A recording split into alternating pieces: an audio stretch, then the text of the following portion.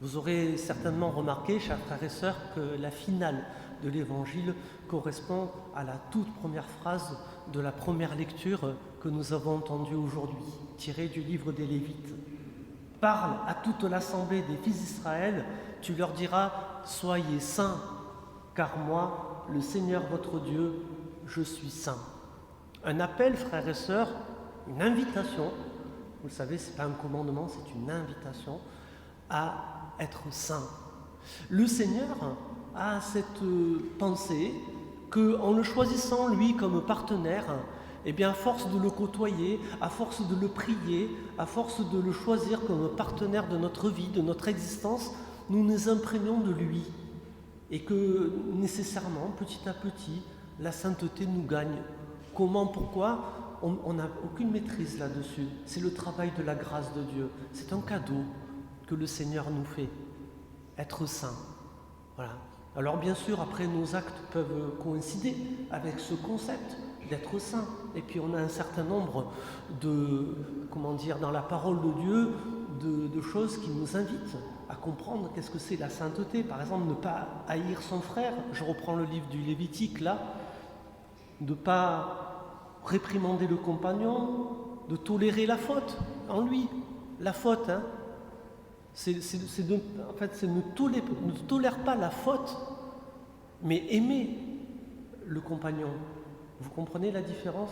Ce que nous sommes appelés à ne pas aimer, c'est le péché, mais pas les personnes qui commettent des péchés. Parce que heureusement, ça nous arrive à tous de faire des fautes et des erreurs. Mais Dieu sait que nous sommes plus grands que ça et que ça nous arrive aussi de faire du bien. Dieu merci. Donc ce que nous sommes appelés à condamner à nous, c'est le péché, non pas les personnes. C'est bon de se le rappeler. Et le livre du Lévitique nous le rappelle ce matin. Tu ne garderas pas de rancune contre les fils de ton peuple, tu aimeras ton prochain comme toi-même, un vieux commandement qui nous est rappelé ici. Oui, le Seigneur a cette idée sur chacun de nous, ce plan sur chacun de nous, que de nous imbiber intérieurement de sa grâce pour nous rendre saints. Et dans ce but-là, vous avez entendu ce passage de l'Évangile de Jésus-Christ qui, heureusement, nous stimule. Nous avons entendu ce matin une parole de Dieu qui ne nous brosse pas dans le sens du poil. Certes, mais qu'est-ce que ça fait du bien de temps en temps d'entendre une parole de Dieu qui nous pousse à aller au-delà de ce que nous-mêmes nous sommes capables de faire. Et vous l'avez compris, ces invitations que le Christ nous donne là, œil pour œil, dent pour dent, c'est l'appel à partager, à pardonner, et puis tu aimeras ton prochain. Non, moi je vous le dis, aimez vos ennemis.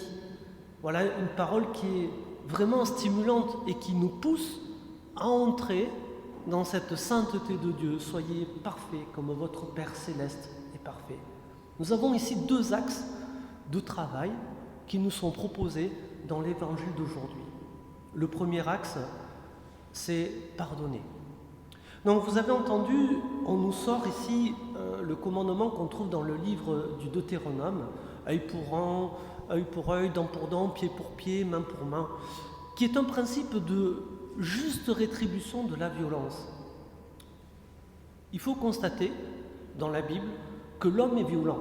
Nous sommes violents. Ça fait partie de notre humanité. Ça commence mal, la Bible. Caïn tue Abel.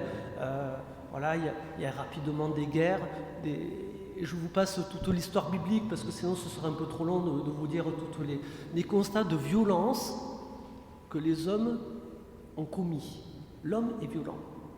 Et on constate une chose, c'est que en général, quand on rentre dans ce cycle de la violence appelle la vengeance, appelle une certaine rétribution, on appelle ça comme ça.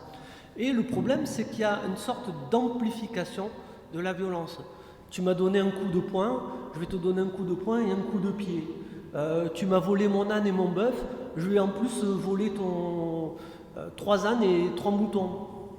Voilà. Vous voyez, il y a une amplification de la violence. Et la plupart du temps, la violence, c'est un cercle vicieux. Vous connaissez le principe d'un cercle vicieux, c'est qu'on n'en sort pas. Et déjà dans la Bible, pour limiter ne serait-ce que ce phénomène d'amplification de la violence, eh bien on a cette instruction de Dieu qui est un principe de juste rétribution, œil pour œil, dent pour dent. Vous comprenez le principe? On t'a volé un bœuf, ben tu vas récupérer ton bœuf, point à la ligne. Tu ne prendras rien de plus. Voilà, tu rends juste ce que tu as subi, tu le rends, mais pas plus. Voilà, un principe de juste rétribution pour éviter l'escalade de la violence. Mais ça ne nous fait pas sortir du cercle vicieux, parce qu'on peut continuer indéfiniment, même en évitant l'amplification de la violence, on peut continuer comme ça des années, des siècles, à rester dans ce cycle de la violence. Le seul moyen d'en sortir, c'est Jésus qui nous le donne, dans la parole que nous venons d'entendre aujourd'hui. Si on te frappe sur la joue droite, tends encore la joue gauche.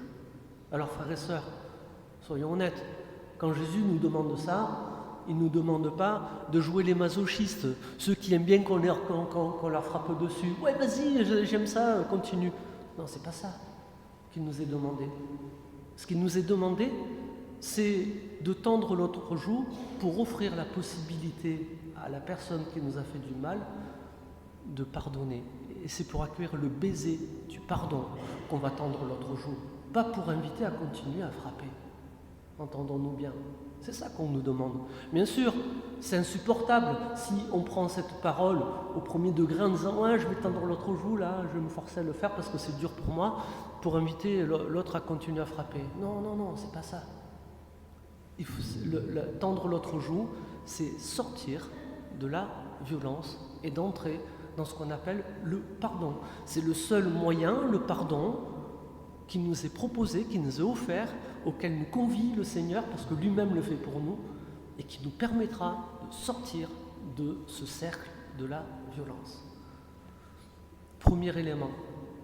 Deuxième élément, tu aimeras ton ennemi. L'ennemi, par définition, ce n'est pas forcément quelqu'un avec qui on est en guerre. Un ennemi, c'est quelqu'un que nous n'aimons pas, peu importe pour quelle raison. Il y en a peut-être des très bonnes de raisons. Il y a des gens, vous le savez, qui des fois sont bons pour nous aider à ne pas les aimer. Eh bien, même ceux-là, le Seigneur nous demande de les aimer. Même ceux-là, le Seigneur nous demande de prier pour eux. C'est un pas. Prier pour ceux qui vous persécutent, c'est un pas pour aller dans cette perspective d'aimer même ceux qui nous font du mal, même ceux que l'on n'aime pas, ceux pour lesquels on n'a aucune sympathie. Aimez vos ennemis. Priez pour ceux qui vous persécutent. Un chemin difficile. Bien sûr, nous allons rapidement, vous et moi, le premier, toucher nos limites sur notre manière d'aimer.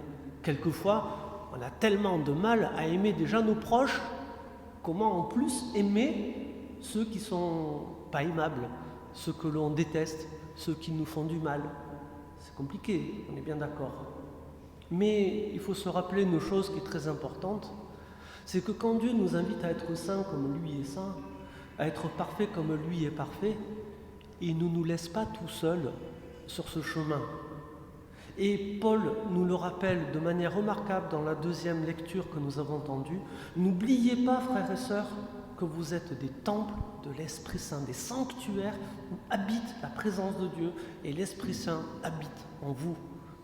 Et c'est là, frères et sœurs, où il nous faut être conscients que même si nous-mêmes nous butons sur nos difficultés humaines, Dieu merci, lui nous donne son Esprit Saint, lui nous donne sa grâce pour nous aider à aller un petit peu plus loin.